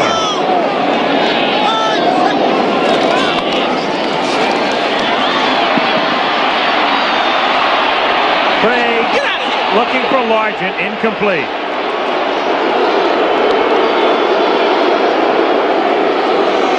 That's the noisiest this place has been in over an hour. This crowd is stunned.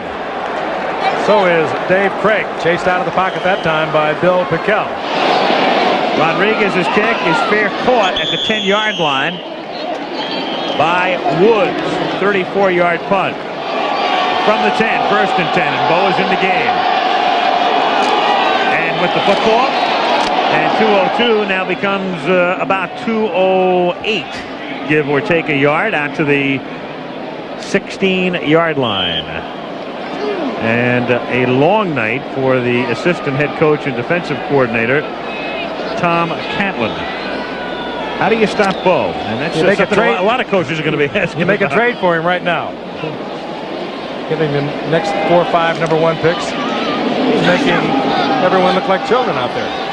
Best day on the ground by any back this year. Charles White, 213 yards a couple of weeks ago against St. Louis for the Rams. Jackson held to a 1-yard gain. Stop the presses. Out to the 17. Boy, that'll wreak havoc on the average. Gaines and Nash converge on the tackle. I mean, if you're Seattle, looking at this guy walk back to the huddle, you have to pinch yourself to realize that this is still the 3rd quarter. I mean, this is a nightmare for Tom Catlin and his defensive team to think there's still 2 minutes and 22 seconds left in the 3rd quarter. I mean, they've seen about 4 games worth of offense coming at him already. And it's true. Every time he gets the ball, he can go all the way. It's a cliche, but in his case, it's true. 3rd down and 2 at the 18, and Wilson gets sacked back at the 9. One brief moment of glory for Brian Bosworth. The Boz, watch him give a little fake like he's going back, then the delayed blitz, and nobody even takes a stab at him. And Mark Wilson decides that discretion is the better part of valor and chews on a little AstroTurf. Bonds did show that speed, though. He has great acceleration. He'll be a great linebacker. There he is talking to Tom Catlin. Catlin's been around with Chuck Knox for 15 years. Very high on his young middle linebacker. If you're wondering who the Raider punter is, it's Stan Talley, and it's his first kick of the night. It comes out of the end zone, and Edmonds lets it bounce. And it bounces back into Raider territory, and they'll spot it down at the 49-yard line with 1 minute and 31 seconds remaining in the third quarter. 40-yard kick by Talley, the man who replaces the retired Ray Guy. At the 50-yard line. Craig, and there's the all-time flag. Van McElroy, good luck trying to hide on that one. Pass interference, number 26, defense, automatic first down. 33-yard penalty at the 16-yard line, 1st and 10. Well, we've had our all-time interference, and that's your all-time offside unless Sean Jones was drawn. Well, he was. Ron Mattis, the tackle moved. I think that'll go against Seattle. He was drawn offsides. The question will be whether he could have gotten back. Offside, number 99, defense. See, there's the key. Let me show you something. I want you to watch Ron Mattis, the left tackle. Now, he's going to rock back a little bit. Jones comes across, but Jones, you see, has time to get back. You see that? See, Sean Jones, because there was no contact, should have gone back and crossed the line of scrimmage. You don't get a free shot in that respect, and because the offensive tackle was in a two-point stance on his feet, he can move a little bit like that. Or step across and make the contact. Or make the contact. He should have turned, talking about Sean Jones, and gone back to the line of scrimmage and lined up again. 1st and 5 from the 11-yard line. And Craig lofts it into the end zone and knocked away. Intended for Largent and swatted away by Ron Fellows, the former Cowboy. Is that a sidearm delivery I saw? And there is Largent. We mentioned before he moved into second in yardage. He's second to Joyner in receptions and 6th behind Don Hudson for touchdown receptions. And he's not thinking about retiring, so he'll be on top in all of those categories. Craig throwing, and he hits John L. Williams down at the 2-yard line for a first down. Rod Martin with the tackle.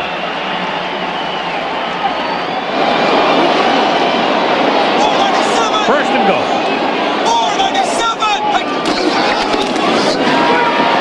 Warner. No gain. 2nd and goal. Martin and King get credit for the tackle. Sam Shield comes up for support. I think the Raiders are making a statement here to Chuck Knox that if you want a touchdown, you're going to have to earn it. There's no gliding into the end zone down here. I think this is a chance for a team that's lost 7 games in a row to vent a whole lot of frustration here tonight. 2nd and goal. Craig looking for Tice, the tight end, and has him for the touchdown.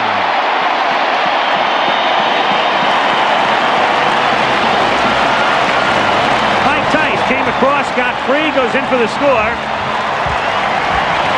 And we've got the Seahawk that's let loose, flying around the Kingdome. This is a pattern that takes a lot of time because here's Mike Tice. He'll release right here and work all the way under the formation. He'll then get picked up by Van McElroy, but a type of play action like this takes some time. You can see how Craig isn't even pressured. McElroy too late on the coverage. We told you there was a Seahawk flying around in here. I just wonder where that Seahawk goes. Yeah, I do too. I know one thing, he's not tired tonight. Are we really seeing that? Kick by Johnson is good. Meanwhile, I want to know where the Seahawk went. Final play in the third period.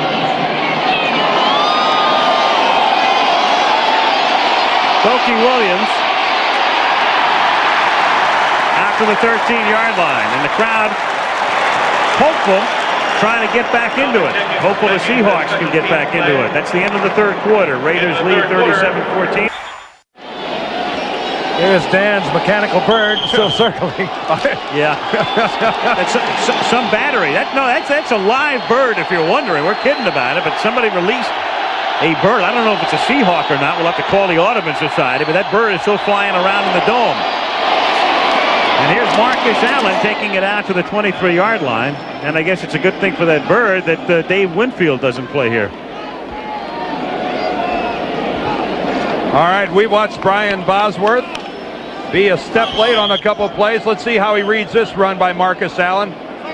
He fights off the block on the left side of Brian Holloway, gets leg whipped by Holloway, still stays on his feet and gets in on the tackle. That's a good effort by Brian Bosworth, and it was a good look at an offensive lineman using a leg whip. Brian Holloway, the left tackle, got that heel right up into the hip region of Brian Bosworth, and hey, that hurts. That hurts a lot. Do you ever do that? All the time. It's really in many ways an instinctive reaction. You're out of position, you're going to the ground, and you're just doing whatever you can do to get a piece of your body on the guy you're trying to block. But boy, a lot of defensive players have been hurt by that technique. You're thinking perhaps it could be your leg, even your thigh, and all of a sudden it's your heel. Sure. Second down and inches for the Raiders at their own 23-yard line. Start of the fourth quarter. Raiders on top 37-14.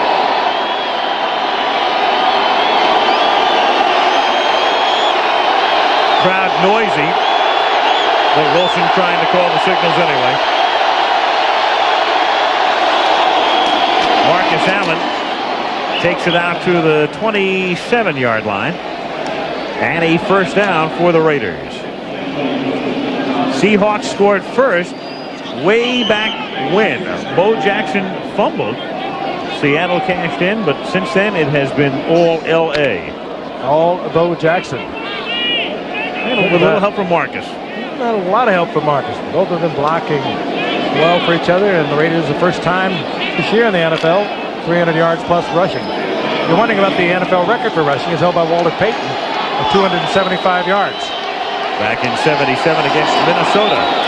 Here's Bo Jackson, who's up and over 200, and every yard he gains adds to his new Raider record as he takes it out to the 31-yard line. His new Raiders single game record. And again, Marcus Allen establishing a new Raider career mark tonight.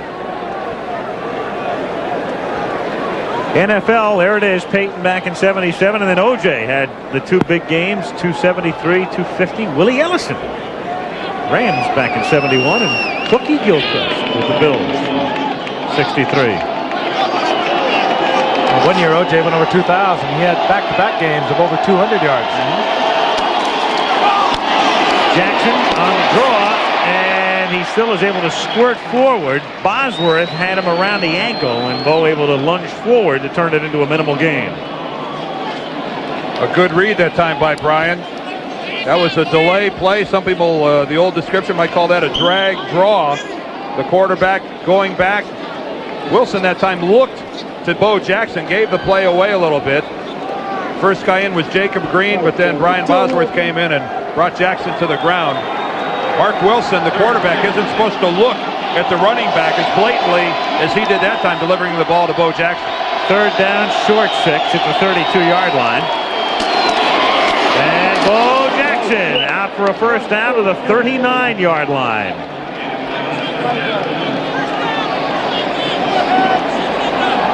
He did it again. He just bounced right off. It was Freddie Young that time at the line of scrimmage. When he was coming up, just breaking in at Auburn as a freshman, and Herschel Walker had already established himself at Georgia as something super sensational, the Auburn folks kept saying, we've got somebody better than Herschel. And naturally the inclination was to go, sure. The 39-yard line. Marcus Allen for a gain of 1. Of course, the funny thing about Bo, too, when you look back at his college career, one of the raps on Bo Jackson was that he was brittle, that he missed too many games with what people suspected were minor nagging injuries. Well, and people who were of a mind to be critical of Bo Jackson at that time thought that that was the reason that he opted for baseball. A lot of people who were critical of his senior year at Auburn, where they thought that, and I'm talking now about critics, nobody knows for sure, but they thought he could have played a couple games his senior year when he chose not to. Second and 8 from the 41, and Lofton gets wrapped around, and there's your flag. Well, it came in late, but Hunter was on Lofton, but it appeared that he made the contact after the ball had already gone by them. Told you about Hunter, who was injured last week against Green Bay, was questionable this week, and now he's... Pass interference, number 23, defense, automatic first down. Now he's limping visibly. Well, I don't know how long Hunter's going to limp around like that without getting tested deep by the Raiders. At the 49-yard line, nothing develops for Marcus Allen. Joe Nash, the first to make contact. I think the Seahawks right now have to seriously think about taking Patrick Hunter out of the ballgame. Or they're going to come right after him with James Lofton or Bo Jackson. Somebody's going to challenge him up the sideline to this side of the field. He gets cramps too, and it looks like he might have a problem right now with that. Well, they're missing Kerry Justin, who underwent surgery, and he was obviously placed on injured reserve, so they're a little weak depth-wise in the secondary. They put Lofton right over in front of him. Yeah, one-on-one. And Lofton gets taken down as the sack is made. The blitz was on. Bosworth gets the sack, but you talk about a takedown. In the secondary, Lofton was just wrestled down by Patrick Hunter. He had no chance. And I think everybody in the stadium is looking right at that confrontation. And there's a flag here, too, on this. Watch this. Hunter, beaten badly, has no choice. He just tackles James Lofton. 3 points. He has no choice. You got to take this kid out of the ballgame. Or take himself out of the ballgame. He can do that also. Well, you admire his courage for attempting to play hurt. But sometimes you hurt your team in doing so. On number 23 on the defense, 5 yards and an automatic first down.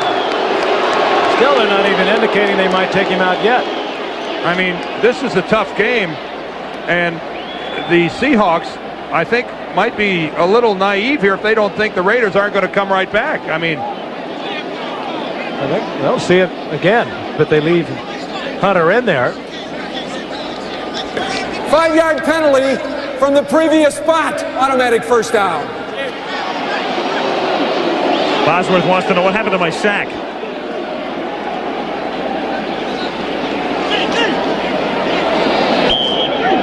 It's good for the personal highlight film, but it doesn't count. Well, this time it's Jesse Hester they bring over on top of Patrick Hunter. Yeah. Brace yourself, Hunter. Yep. He's going to get some help, though. Yeah, look at the way Robinson is moving over. And Wilson's going to look the other way for Doki Williams, and he can't hold on. It's Jenkins covering. Jenkins playing the other side. 2nd and 10. 9:40 to play. 4th period. Raiders lead by 23.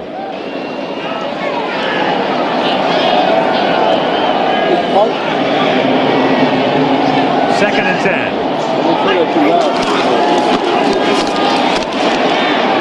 Low, stopped by Kenny Easley. And it'll be 3rd down and 10. 3rd down, Paulie. 3rd down 10 from the 44-yard line.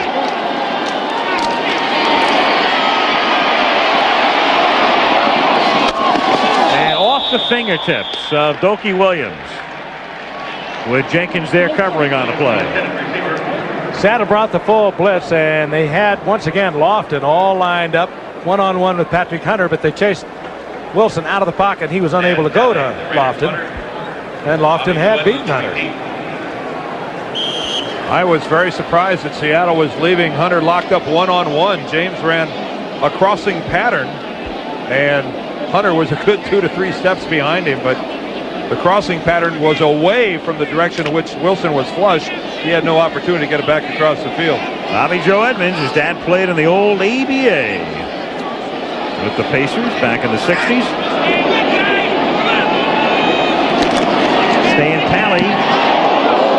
Big rush, gets the kick away, and Edmonds fields, drops it, and recovers his own fumble at the 18-yard line.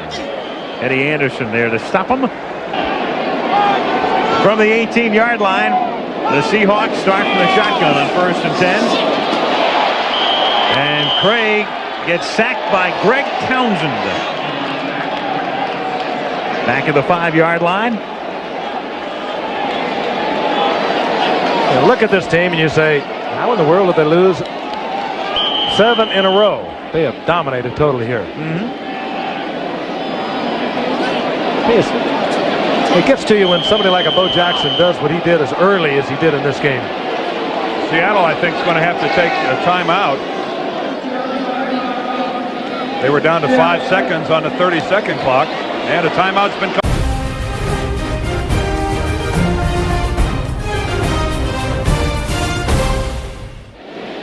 Al Michaels, Frank Gifford, and Dan Dierdorf. Monday Night Football from the Kingdome, where Bo Jackson has run wild. Marcus Allen's had a big night, and the LA Raiders are on their way to snapping a 7-game losing streak, their longest in 25 years. Seattle, after having to spend a timeout, has it 2nd down and 21 from the 7-yard line. 8:15 to play in the 4th.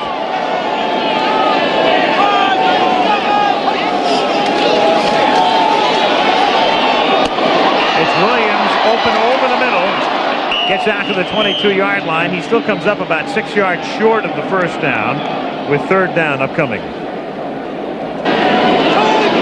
3rd down. Have to get to the 28, and they get it out to the 31 for a first down. That's Byron Franklin, and that's a great reception for Franklin, who applauds himself, and well he should. Bad knee injury last year. Hadn't played in a year. Got into the game last week. Didn't catch a ball, and makes his first catch in over a calendar year right here. Had a couple of great years for Buffalo, and of course Chuck Knox knew him from there. When he needed a receiver a couple of years ago, he brought him in and missed all of last year. From the 30-yard line. Craig, and it's intercepted but out of bounds, so it's incomplete.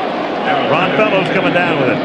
You know, you wonder what goes through the mind of Chuck Knox, who's been around this game for a long time. You're wondering what he's thinking? I'll tell you what he's thinking. Where's my razor? Huh? His blood pressure is up lots. This is not going to be a fun week to be a Seattle Seahawk. 2nd down and 10 from the 30-yard line.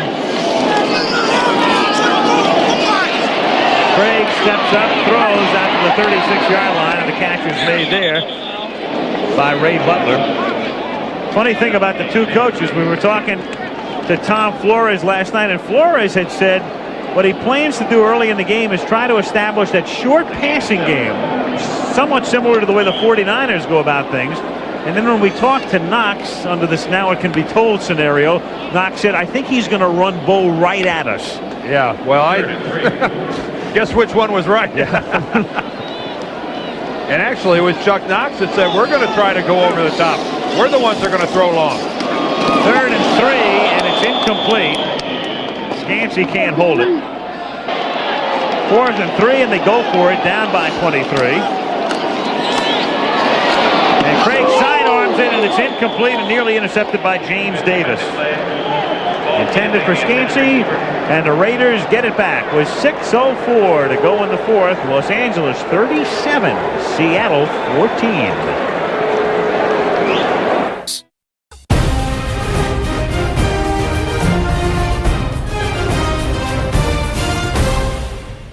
Steve Largent behind only Joyner in receptions and yardage, and behind only Don Hudson in touchdown catches.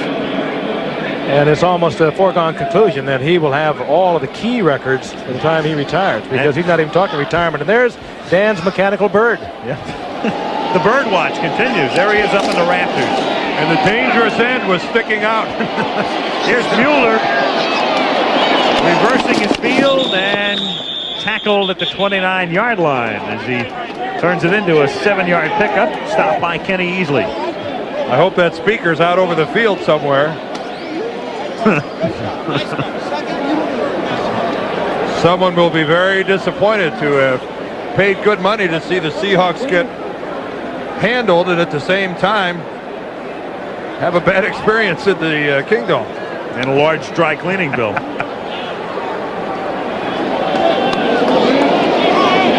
Second and 3 at the 29-yard line. Now he keeps that thing on his own.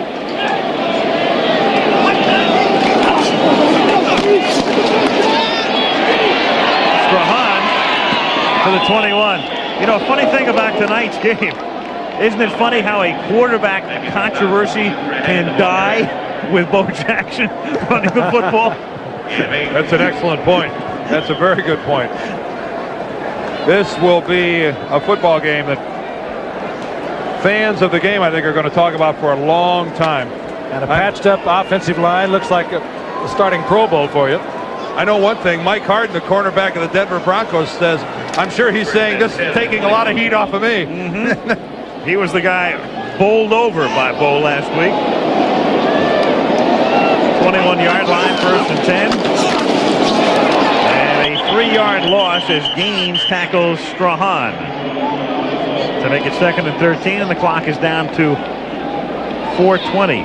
You know, the great thing about that run by Jackson, which was replayed quite often, and there's a Seahawks slow in getting up, and it's Patrick Hunter again, is the way he finished off that run where he bowled over hard and then he made that knifing dive into the end zone. He took off on about the 4-yard line and ended about 2 yards in the end zone. I mean, just talent that is really beyond description. The size, the speed, the instinct. Not often it's all in one total package like that. On 2nd and 14, it's Mueller taking it to the 14-yard line.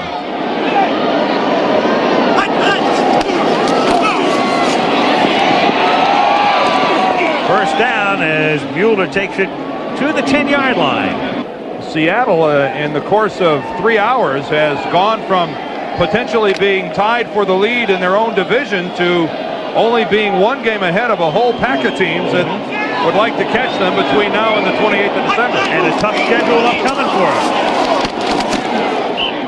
Strahan takes it to the 5. That's a great point, because had they won, they would have had, with San Diego, the best record in the conference, and since they've beaten San Diego in their only meeting this season, one other meeting was wiped out by the strike. After tonight, they would have had the home field advantage for all of the playoffs, at least as of the moment, and now they're kind of fighting for a playoff spot. You are exactly.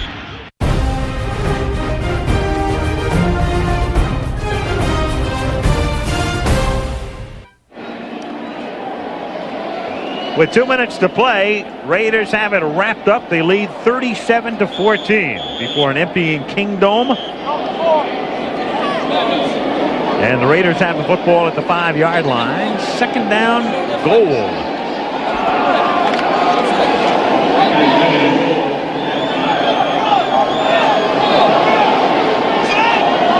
Mark Wilson gives the ball to Strahan. And Steve takes it to the 4-yard line, where it will be 3rd down and goal. Sir. This telecast is presented by the authority of the National Football League. It is intended for the private use of our audience.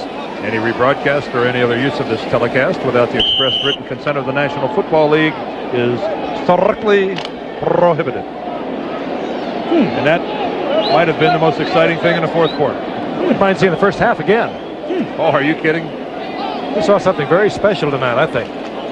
I've not seen the likes of a Bo Jackson. I've seen Eric Dickerson. I've seen Jimmy Brown, O.J. Simpson. If he sticks to this game, stays healthy.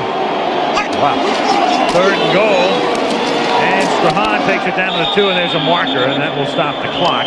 Face mask call coming up with 1:11, 1:12 to play.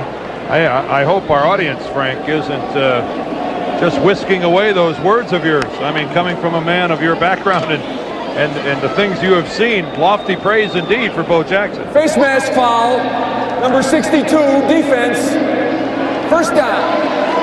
He did amazing things. We saw him do it last week. Tonight he came back and said that's no fluke. He turned Major League Pro Bowl football players into children. I said it before, it's the old cliche, but I mean, every time he gets the ball, you get the feeling he can go all the way. He proved it from his own 9-yard line tonight. Almost broke another one. Extraordinary. Face mask call on Barbet, who was activated just before the game.